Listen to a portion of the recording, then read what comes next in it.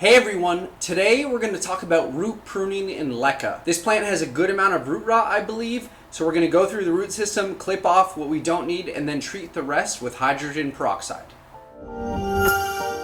Okay, so I have the plant unpotted now and I've removed some of the rocks. I've got my hydrogen peroxide for later, 3% from Ralph's, CVS, something like that. My scissors. So just taking a look at this plant, it looks quite healthy overall. We have a lot of healthy white roots, but you can see in here, there are these black chunks of old roots. So it's very common for a big plant, especially an older plant, to have a lot of healthy roots, but also a lot of kind of dead roots. Many times healthy white roots will come out of those dead kind of brownish roots. They'll be slimy and really like hollow. What you're gonna kind of go through and do is just gently pull away on the blackened root areas.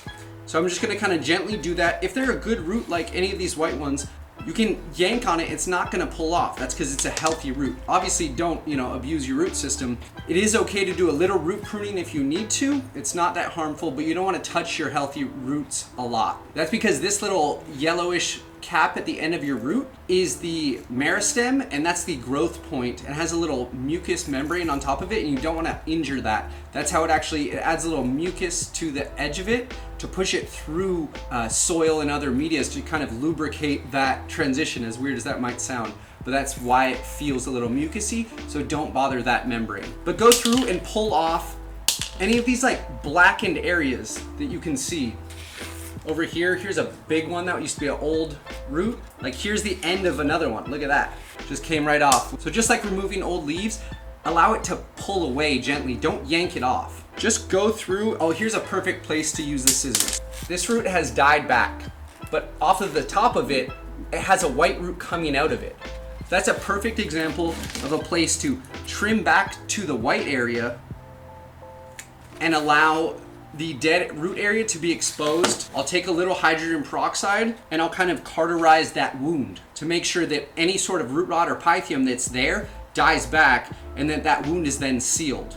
This plant is very healthy though, but there are absolutely little pockets of rot like that I just want to dig in there with my fingers and kind of yank it off. This is the beginning of root rot. You can see the white parts of the root doing well, but this one root stem came out and it just browned off and died. So I actually just pruned that off entirely with my thumbnail, just pinched it off, and that's okay to do also. So this is a good practice to do to your plants every couple months, especially if your plants are looking poorly in the leaves. This plant's actually doing great. This is the Thai Constellation we've kept in the LECA bubbler. Usually look at the top side of the leaves for any yellowing or issues with the leaves, because that will indicate to me that there's something going on down below that is not great. Also, a slow growth, you might have a root system issue. So even a healthy plant like this, I'll just take out every couple of months, take a look through, check on the root system, because that's really the most important thing. You're essentially checking on the cardiovascular system of your plant. So here's actually a great example of root rot going on. It's blackened and there's not a lot of these white fibrous roots in here. It's because the roots are just too densely packed in there because it's an old plant. So what I'm gonna do is put a little shot of hydrogen peroxide in there, and I'm looking for it to bubble and fuzz just like you do when you have an open wound to look for infection. So I can hear a little bubbling, but not that much.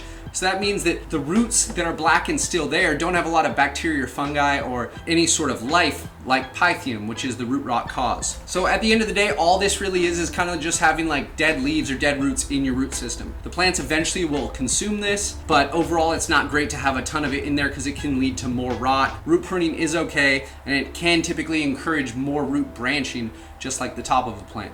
Like this guy, you can see I root pruned at some point. I chopped the top of it off, and then a branch set of roots came out off of it. So something like this guy is an adventitious root that just really didn't make it all the way down. So it's totally okay to nip this guy off completely. And then I check usually on the inside of it, look at the core of the root, and it looks healthy and kind of yellowish. It doesn't look like I have any blackened center, and that's what I want. Again, here's a great example of a rotting root. It's got some black on it, and the very tip of it is blackened.